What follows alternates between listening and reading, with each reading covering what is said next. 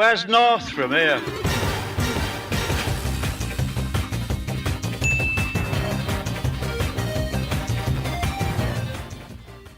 Alright boys and girls, I'm some Northern Guy, and in today's video I want to talk a little bit more about ARMS, because this weekend has been the last weekend that we've had the chance to play the Global Test Punch, and now we don't have anything for 2 weeks until ARMS comes out as the full game on June 16th.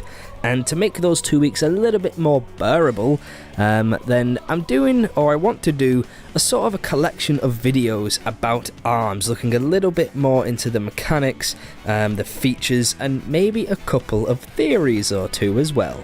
And today I want to talk about the attributes of ARMS. Now, attributes are something that I didn't really pay attention to in the test punch, and I probably should have, because I reckon if I did, I probably would have done a lot better than I did, because I'm not amazing at this game. I'm probably average. I reckon I was 50-50 win-loss, I suppose, if I was being generous to myself. I probably did lose more than I won, but I think the main reason for that is because I didn't really utilize the attributes and the mechanic of charging up your arms. Now, for those of you who aren't aware, each arm has its own unique set of characteristics that set it apart from every other arm in the game. And that's made up of things like the weight or the size of the arm, the speed at which you can throw a punch, the angle at which you can throw a punch, and the attributes. Now, we'll probably talk about the others in a different video, but for now, I just want to talk about the attributes.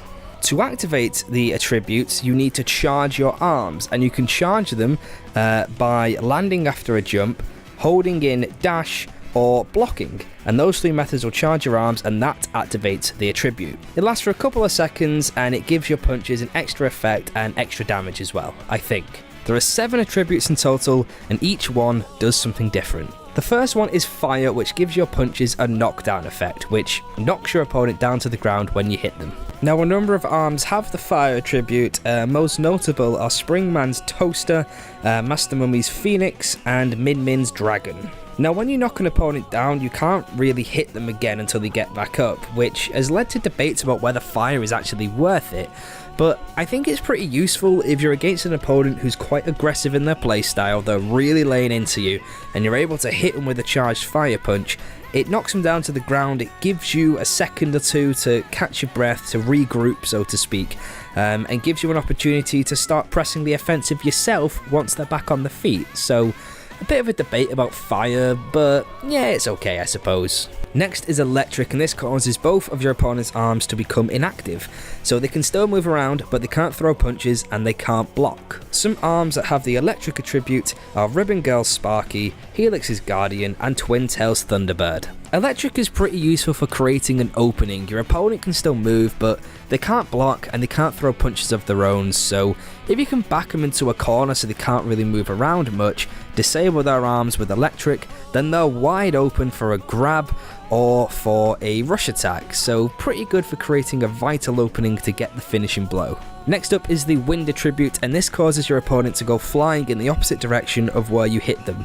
So if you hit them on the left, they'll go flying to the right. If you hit them on the right, they'll go flying to the left. And if you hit them dead on, they'll go flying backwards. It causes knockdown when they land, just like the fire attribute does, and you can also still hit them while they're in the air, so arguably it is a better version of fire. Some notable arms that have the wind attribute are Springman's Boomerang, Twin Tail's Parasol, and Kid Cobra's Slamamander. Wind is pretty good for disorientating your opponent because it sends them flying, it has that knockdown, and it's pretty useful for getting a few combos in. So I was using Springman once. You hit my opponent on the left with the boomerang, it sent them flying to the right, and I was able to hit him with another punch, like chain it into them. They also, essentially knock them into my other punch. So it's pretty useful for getting some nice combos in like that and just disorientating your opponent. Next up is Stun, which is similar to Electric but slightly different. Stun stops your opponent from doing anything except blocking, so they can't move, they can't throw punches, but they can block. So far there's only 3 arms that have stun, and those are Springman's Tribolt, Ninjara's Chakram, and Mechana's Whamhammer. Stun is really good for setting up grabs because the only thing your opponent can do is block, and as we all know, grab beats block. So pretty much stun them, throw them, repeat the process. Next is Explosion, and it's pretty much what it says on the tin. It causes a secondary hit in the form of an AoE or area of effect explosion. Now so far there's only 2 arms that have Explosion, and that's Ninjara's Tri-Blast and Mechanika's Homie. Now Explosion also causes knockdown, so again it is arguably a slightly better version of Fire. But there is a delay on the explosion, so the punch lands and then it explodes. So I don't know if you can do this, but maybe you could dodge it using a dash or something like that to get out of that area of effect. I don't really know. I've never tested it myself. I don't even know if it's possible. If you do know, let me know in the comments section. Because otherwise that's a really powerful attribute. Hit him with a punch, hit him with a second punch effectively, and then knock him to the ground. I guess a pretty cool strategy you could use with Ninjara is use his Chakram to stun them, and then use his Tri-Blast to, well, blow them up. Next attribute is Blind, which is a pretty weird name for it, but it basically splashes their screen with gunk or ink or whatever so they can't see. Think like the blooper from Mario Kart. So far there's only 1 arm that has the Blind attribute, and that is Helix's Blob. Pretty self-explanatory on the strategy for this one. Just hit them with the Blind attribute Blob. They then can't see. They'll either block or start throwing punches randomly, and depending on which one they do, either go for a throw or get in a cheeky rush attack. And finally we have Ice. Now the Ice attribute is pretty cool because it slows your opponent down, so it cripples the already slow characters and takes away the advantage of speed from the faster ones. And it also stops them from dashing as well, which is pretty nice. So far there's only 3 arms that have that attribute, and they are Twintail's Chiller, Kid Cobra's Coolerang, and Helix's Ice Dragon. Again, pretty self-explanatory strategy with this one. Hit them with ice to slow them down and capitalise on the reduced movement and no dashing. And since they can't dash, it makes it a lot easier to hit them with a rush attack. Get them in a corner, freeze them in place, wail on the face. Now that's it for the 7 attributes, but there's actually 3 arms that have no attribute. Those are Ninjara's Buff, Bite and Bark's Bub, and Master Mummy's Megaton, or Megaton, however you want to pronounce it. Regardless, these 3 arms all get bigger when you charge them. Now I don't know whether that means their weight increases, so will Ninjara's Buff go from a medium to a heavy? I'm not too sure. If you know, then again, please leave a comment below. That would be pretty cool, because you'd have like a medium arm that can turn to a heavy arm whenever you wanted to, which would be quite nice. And then in the case of Master Mummies, his already heavy Megaton would get super heavy, so it would be other Megatons and other heavy arms, I guess. And in the direct it said something about Bite and Bark's Bub rocketing towards opponents. I'm not sure whether that means it just gets bigger and it's a fast arm, or whether it gets faster from charging it. But either way, apart from genuinely just getting bigger and better, these arms have no attribute and no extra effect. But either way, that is it. Those are the 7 attributes and the 3 arms with no attribute that we can find in ARMS. Or at least at the moment. They did say in the direct that they will be releasing more arms and more characters as free DLC as the game goes on, which is brilliant.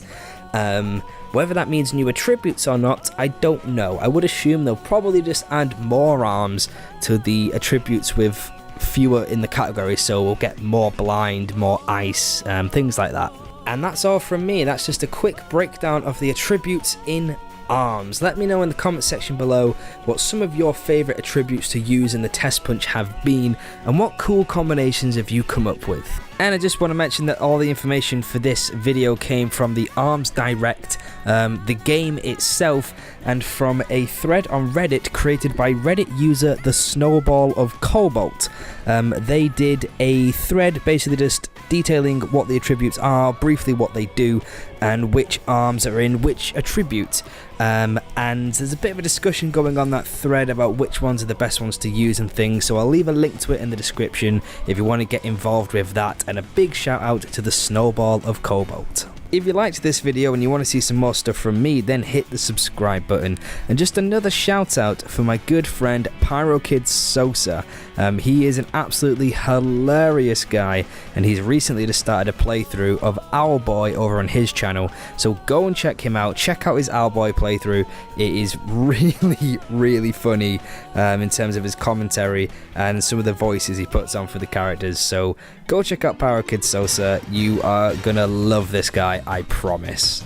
Hit the links on the right hand side of the screen to go and see my first impressions of both ARMS and Splatoon 2, at least in terms of the global test fires. And I will see you all in the next video. Keep training and have a good one. Bye bye.